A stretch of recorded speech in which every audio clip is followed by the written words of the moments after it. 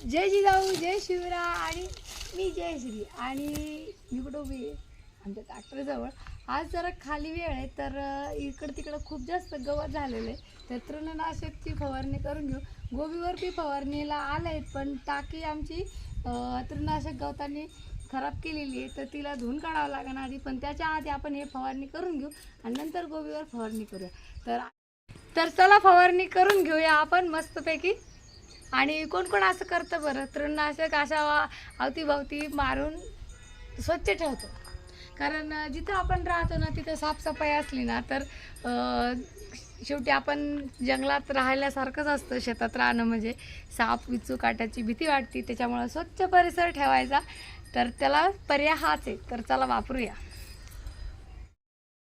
तर सकाळचे 9:30-10 वाजत आलेले आहेत आणि आपल्याला जनावरांना पाणी पाजून झालेलं आहेत.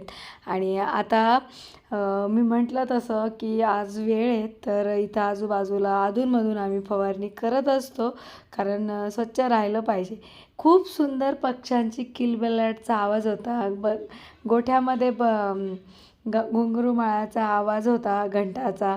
पण इथं ट्रॅक्टर चालू असल्यामुळं बाजूच्या शेतामध्ये तर तिथला इतका जोरात आवाज येत होता तर गाण्यांचा, त्यामुळं मला काढावा लागला तो. नाहीतर पक्ष्यांचं किलबिलाट काय असती ना ह्या वेळेला आमच्याकडं ती तुम्हाला कळली असती.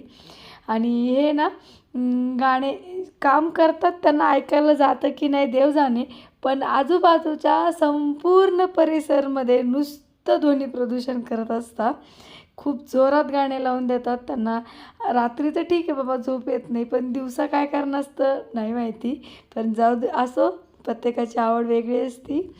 पाची बोटं सारखे नसतात, तसं सगळे लोक पण सारखे नसतात. तर मग आता मी याच्यात पाणी भरलं आहेत आणि आता याचा झाकण बंद करून आता याला उचलायचं आहेत. आणि फवारणीसाठी तृणनाशकला जी टाकी वापरतो ना आम्ही ती वेगळीच ठेवतो. नाहीतर काय व्हायचं, आपलं पीक असतं त्याच्यात चुकून जरी फवारणी झाली तर ते पूर्ण करपून जातं. त्यामुळं आपण तिला वेगळं ठेवतो.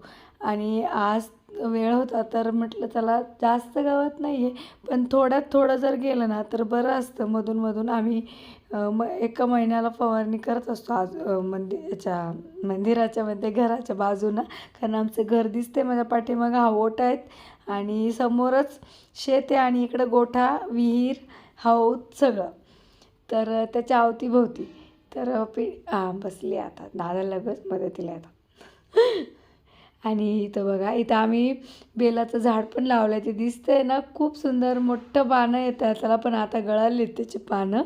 पण तो गावरान नाही निघाला. आम्हाला 5 पानांचं जरा जास्त आकर्षण होतं, पण लावल्यानंतर समजलं अरे आपला जुना बेलच चांगला आहे. ते पण झाडं लावलेली आहेत आम्ही. तर पण मग आता लावलंच, एवढं मोठं झालं आहे झाड तर राहू द्या. आमचं तुरीचं खळं झालेलं आहे तर भूस आम्ही भरून ठेवलेलं आहे मस्त, कारण तुरीचं भूस खूप चांगलं असतं जनावरांसाठी, पौष्टिक म्हणतात ना तसं. आणि इथं विहिरीच्या आजूबाजूला पण खूप सगळं गवत होतं आणि इथं फवारणी करूनच ते काढलं जातं चांगलं, कारण राहिलं ते नंतर उपसून घेत्या.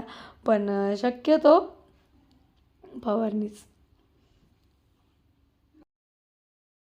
आणि माझ्या पाठीमागच गोठा आहे आमचा, इकडं तुम्ही बघू शकता. मी म्हटलं ना सगळं आमचं जवळ इथंच येत मस्त. आणि जर हे वातावरण असं जर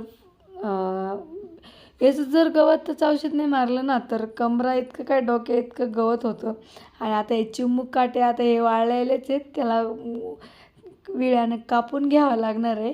पण काय होतं ते खूप आज वेळ सत्कारणी लागला, वेळ गेला असता. पण हे आजूबाजूचं जेवढं पण हे होतं गोठ्याच्या इकडं तिकडं तर त्याला उठता येतं नाही. तर अशा पद्धतीने आम्ही तृणनाशक मारून याचा नायनाट होऊन जाईन आता.